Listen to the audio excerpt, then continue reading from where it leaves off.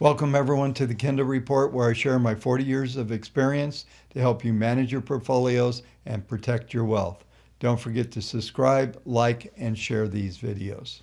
First, I just want to thank everyone that showed up at the live stream. It was an impromptu event.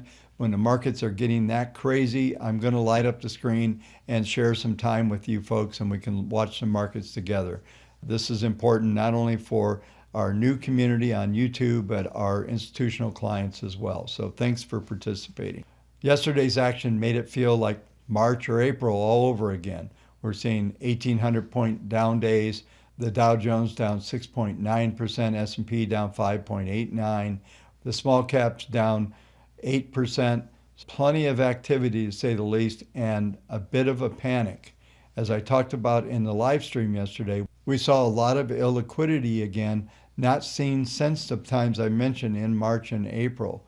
We finally saw some stability, liquidity coming back in the market, spreads starting to tighten up. All of those things started to happen. Just like that, we were back into the entire routine that we were in before. I don't think this illiquidity will last. We'll have to continue to watch closely here over the next couple of days to see if any stability comes back in. Now, over the past several days, I've been talking about the top of a wave 3, and obviously that means a wave 4 to come, and the targets were for a move down to 3060 to the 3020 levels in rough numbers.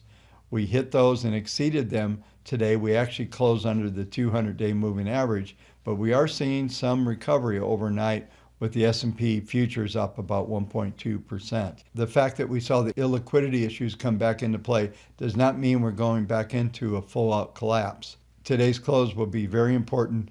I'll cover that in the technical section here in a few minutes. Looking at the fundamentals, we saw unemployment claims come in at about 1.5 million. We saw the decrease in the continuing about 366,000. Overall, a little disappointing that there weren't more people coming back to work. What this may mean and what market participants are starting to focus on is the recovery actually stalling? Everything was so robust, markets were going up, the feeling in the country starting to come back. Now we're hearing COVID stories again, second wave stories, those type of things. So some of the uncertainty that we saw earlier is starting to resurface from a market sentiment standpoint. The fact that market sentiment has declined here very quickly doesn't necessarily mean any of these things that market participants are worried about are actually reality. What I'm going to be focusing on in the next several sessions is looking at what type of liquidity, see if that comes back, or if we're going to see a continuation of this lack of liquidity, which will tell us there's more downside volatility. I still believe in the original analysis that I talked about, that this is the top of a wave 3, therefore we're going into a 4. I will define the parameters on the downside here in the technical section, but overall, we're still looking at the underlying trends still intact, but there are starting to see some things crumble. Based on how the market rebounds relative to the sharp decline that we saw on Thursday, this will have a lot to do with how next week will set up. It's obvious market participants were disappointed in the Fed's statements and the fact that the Fed's behind us and they didn't enact any new programs. They weren't really aggressive. If you remember those terms that I talked about that Jay Powell keeps using, they weren't aggressive. We didn't hear anything from them today. They weren't proactive or aggressive, or it didn't seem that way. Now, we did see a decline in the interest rates. We saw the 10-year tick back to the 0.65 level, which was a bit below some of the support levels that I talked about a few nights ago when I covered the treasuries. I'll go in more detail on Sunday night's video to talk about how the interest rates are setting up and see if there's any further downside. If there is, this may be a lead into how the markets are going to trade next week. We need to see the close today to really set up next week. As I discussed on the live stream yesterday, my expectation is that our short-term modeling would see substantial amount of sell signals. And we saw over 5,400 sell signals, with the percent bullish dropping from 89% down to about 80. So there's still a lot of downside, and I suspect we're going to start to see some very dynamic rotation in the database. So this will be a discussion over the next several days and some of the elements that will be driving my analysis as we go forward. Let's take a look at the charts, see how the end of the week is going to finish and what it's telling us about the potential for early next week. Before getting started on the technicals tonight, we actually launched the access to the WaveTech platform today. Many of you have already signed up. I would suggest you click on the link to get started on this platform, but this is going to give you ability to watch the 16,000 symbols in the database. You can see all of the elements in the database every day. As I go through the database, just know you'll have this at your fingertips. It's very cost effective of what we're doing for you folks. I hope you become part of our community at the next level. There's going to be a lot of things going around the platform. There'll be a Zoom meeting just for those that are in the WaveTech platform. I look forward to working with all you. There's a lot of you signed up today, and I'm sure by early next week we'll have quite a few more sign-ups. So thanks again for participating. Let's go ahead and dig through the database. Now, I mentioned in the opening comments that we had 5,478 exit signals. They're right here in this grid on the home page, and this is showing you exactly what this is the numbers going on. There were 93 new buys, 5,478 sell orders. Still rotation. I talked about the database rotating. That is what's going on. We're going to see more sells than buys, but there are going to be some buys come in. My expectation is that this sell-off will stabilize above the 62% level, more likely between 62 and 72% bullish. It will hold there. As you all know, I've been talking about a top of a 3 and going into wave 4. What we're going to see here, if we're in a wave 4, is that the database is going to rotate. We'll see some backfilling toward that 62% bullish range, and it just kind of grind out. Then we'll see it come up. We probably won't get to 80%. We'll just see a grinding in the database. That will confirm that we are now in that wave 4. If wave 4 is validated, then what we're going to see is the next rally, we won't get anywhere near 89%. We'll top out at a much lower percentage, so there'll be a divergence in the database in the number of stocks and symbols that are going to participate. Taking a look at the daily output of the database, you'll see there's 16,645. There's 13,353 long right now. We have now neutral 3292, and you can see 80.22% bullish. And this is what I was talking about. This will start to decline. Meanwhile, there's now 10 of the 12 sectors. I talked about this database the other night. There were 12 of 12. We've dropped 2 off.